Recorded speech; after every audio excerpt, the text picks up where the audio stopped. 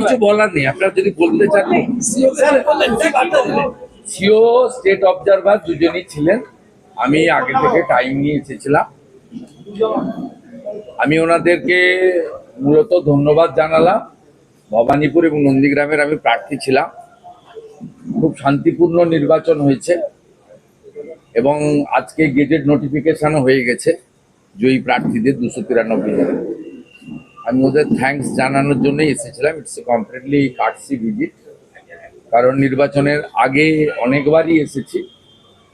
SIR চলাকালীন বা বর্তমান সিও দায়িত্ব নেওয়াকালীন অনেক পক্ষে বিপক্ষে যুক্তি তর্ক অনেক কিছু হয়েছে।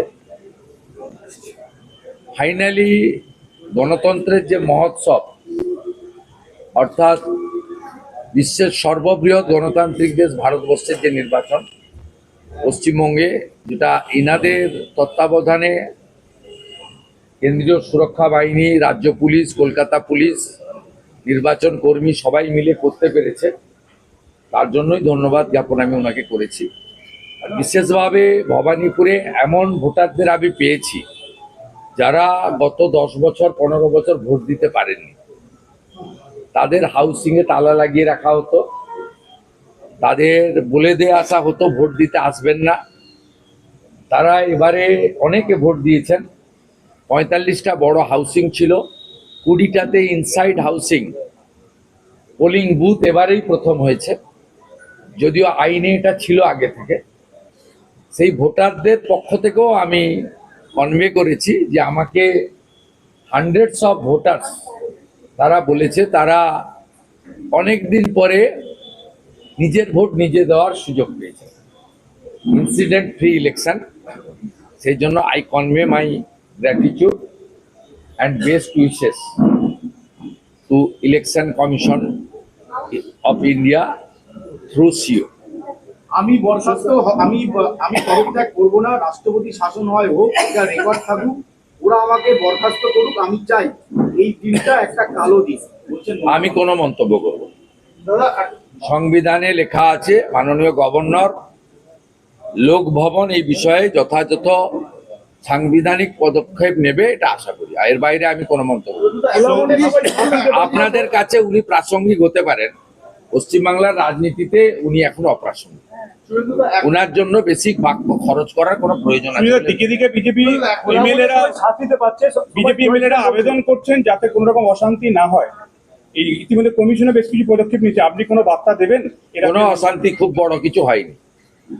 2021 এবং 2023-এর পঞ্চায়েতের সময় যা হয়েছিল, আমি ডিফেন্ড করছি না। দেখুন, আমাদের রাজ্য সভাপতি লাগাতার বলছেন, আমিও আজকে দেখেছেন নন্দীগ্রামে থ্যাঙ্কস গিভিং সিরিমনিতে ক্লিয়ার বলেছি যে ওদের ওই পাপীদের অফিসে হাত দেওয়ারও দরকার নেই। সেটা তো আমাদের স্ট্যান্ড। এটা তো আপনি মমতা ব্যানার্জি তার পার্টি থেকে শোনেননি 2021-এর 2রা মের পর থেকে। তখন তো উনি বরঞ্চ শপথ নিতে গিয়ে 6 তারিখে বলেছিলেন সাংবাদিকদের যে আমি তো 4 দিন ক্ষমতায় ছিলাম না, ইলেকশন কমিশন ক্ষমতায় ছিল, আমার দায়িত্ব তো ছিল না। উনি একথা বলেছিলেন। আজকে দায়িত্বশীল বিরোধী দল হিসেবে বা শাসক দল হিসেবে পরিণত হওয়া বিজেপি, তার সর্বোচ্চ পোস্ট হচ্ছে রাজ্য সভাপতি। তিনি প্রথম দিন থেকে লাগাতার বলছেন, আমিও গতকাল বলেছি, আজকে আমি প্রকাশ্যে জনসভাতে বলেছি। আপনি আমাকে বলুন তো, 2021 সালে 12,000 এফআইআর হয়েছিল, 57 জন মারা গেছিল। আপনি আমাকে বলুন number of death, number of. আমি ডিজিপিকে ফোন করলাম, এই দুপুরবেলা ফোন করেছি ডিজিপিকে, আল্লাহ আপনার এফআইআর কত হয়েছে বলুন। বলে ফিউ নাম্বার, 50টা এফআইআর হয়নি, 12,000 এফআইআর হয়েছে, ভবানী ভবনে পড়ে আছে। রিটায়ার্ড জাস্টিস মঞ্জুলা চেল্লুরের নেতৃত্বে কমিশন করে দিয়েছিল, 100% এফআইআর কে এফআরটি করে দিয়েছেন। ও ফাইলগুলো খোলাবো। কি ঘটেছে বলুন, ইনসিডেন্ট বলুন, কোন গ্রাম কোথায় হয়েছে বলুন, বলুন স্পেসিফিক বলুন। আবারও বলছি, শান্তি বজায় রাখুন। পাপীদের অপবিত্র পার্টি অফিস, যেখানে পয়সা নেওয়া হতো, যেখানে মদ খাওয়া হতো, জুয়া খেলা হতো, নারী নির্যাতন হতো, শাহজাহানরা পিঠা বানাতো, সেদিকে কেউ তাকাবেন না। আর আইন হাতে তুলে নেওয়ার দরকার নেই। ভারতীয় ন্যায় সংহিতা অনুযায়ী চোর, খুনি, ডাকাত, অত্যাচারীদের আইন অনুযায়ী ব্যবস্থা হবে, দেখতে থাকুন। দাদা এইগুলো শুভেন্দু দাদা হবে দাদা কি বলবেন? একটা কথা এখনো কিছু গুন্ডা রয়ে গেছে। ভারতীয় জনতা পার্টি সরকার তৈরি হওয়ার পরে দলমত নির্বিশেষে ধর্ম সম্প্রদায়ের ঊর্ধ্বে উঠে গুন্ডা দমন হবে। এই জন্যই মাননীয় নরেন্দ্র মোদীজি বলে গেছিলেন যে এখানে জঙ্গল রাজ নয়, মহাজঙ্গল রাজ আছে। তা মহাজঙ্গল রাজকে পরিষ্কার করতে গেলে এই ধরনের ঘটনা, বিচ্ছিন্ন ঘটনা ঘটছে। এখনো কিছু গুন্ডা রয়ে গেছে। দাদা शुभेंदु दा, आज आप सीईओ से मिलने गए थे। বলছেন দাদা, আপনারা এটা ভোটের আগেও বলছিলেন এই প্রথম এই যে ক্ষমতা এসে পুলিশকে কি ফ্রি হ্যান্ড দেবেন আপনারা? পুলিশের আপনাকে কোনো কাল্পনিক প্রশ্নের উত্তর আমি দেবো না। शुभेंदु दा, आज आप सीईओ से मिलने गए थे। নতুন সরকার তৈরি হবে, ভারতীয় জনতা পার্টির পরিষদীয় দল, কেন্দ্রীয় নেতৃত্ব যাকে দায়িত্ব দেবেন তারা যথাযথ ব্যবস্থা নেবেন। আপনার এই কালকে কি হবে, পরশু কি হবে, তার পরের দিন কি হবে, এই সব কাল্পনিক প্রশ্নের উত্তর আমার দেওয়ার কোনো প্রয়োজন নেই। আমি ইন্টারেস্টেড। शुभेंदु दा, आज आप सीईओ से मिलने गए थे, क्या बातचीत? এরা হিন্দি में बोलते हैं। शुभेंदु दा, आज सीईओ से मिलने गए थे। তৃণমূল কংগ্রেস 2008 সাল থেকে আপনি জঙ্গলমহলের দায়িত্বে ছিলেন, কি স্ট্র্যাটেজি কিভাবে আগে থেকে আন্দাজ 98 সালে তৃণমূল প্রতিষ্ঠা হওয়ার পরে তৃণমূল কংগ্রেস এন্টার জঙ্গলমহল রিজিয়ন, বাঁকুড়া, পশ্চিম মেদিনীপুর অবিভক্ত, ইনক্লুডিং ঝাড়গ্রাম, পুরুলিয়াতে ছিল না। সেই কারণে 2009 সালে যখন তৃণমূল 19, তার জোটসঙ্গী কংগ্রেস 6, তার জোটসঙ্গী সিপিআই একটা সিট পায়, সেদিনও কিন্তু পশ্চিম মেদিনীপুর ইন্দ্রজিৎ গুপ্ত, ঝাড়গ্রাম থেকে ডাক্তার পুলিন বাসকে, পুরুলিয়া থেকে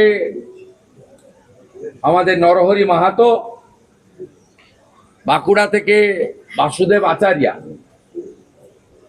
এরা জিতেছিলেন। তারপরে কার হাত ধরে জঙ্গলমহলে তৃণমূল প্রবেশ করেছে ইতিহাস তার সাক্ষী। আমি কেন নিজে যারে বড় কয় বড় সে নয়, লোকে যারে বড় কয় বড় সয় হয়। একইভাবে মালদা, মুর্শিদাবাদ, উত্তর দিনাজপুরের করণদিঘি, ইটার ছাড়া কোথাও তৃণমূল কংগ্রেস নামক বস্তু ছিল না।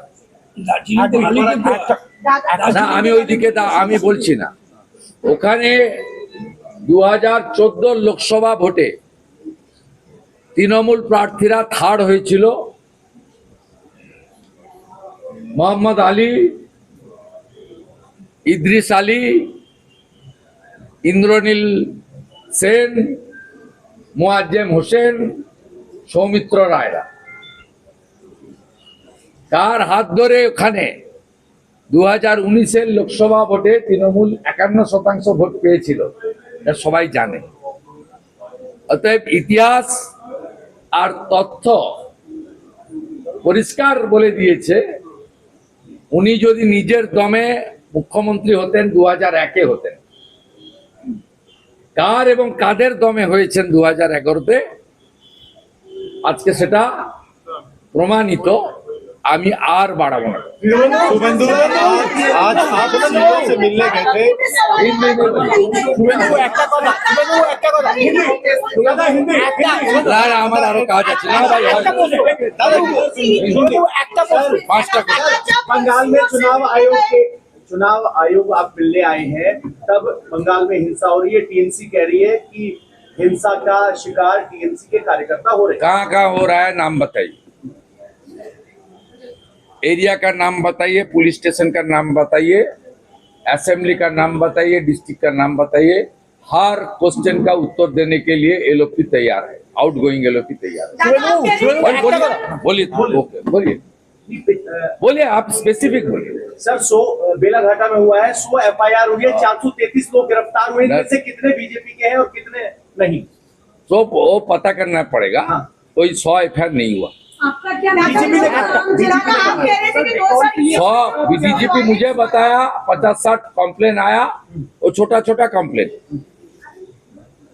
आपको पता नहीं, आप तो 21 का चुनाव भी किया, नंदीग्राम में आपका साथ मुलाकात हुआ था। 355 शेल्टर हाउस देश के अंदर, राज्य के अंदर सेफ जोन बनाना पड़ा। आप मेरा साथ टीएमसी का ऑफिस में चलिए, पूरा प्रदेश में एक ऑफिस में घर बार छोड़कर कोई है? बीजेपी ने 355 सेफ हाउस बनाया 2021 में। 1,10,000 घर छोड़ने मजबूर हुआ।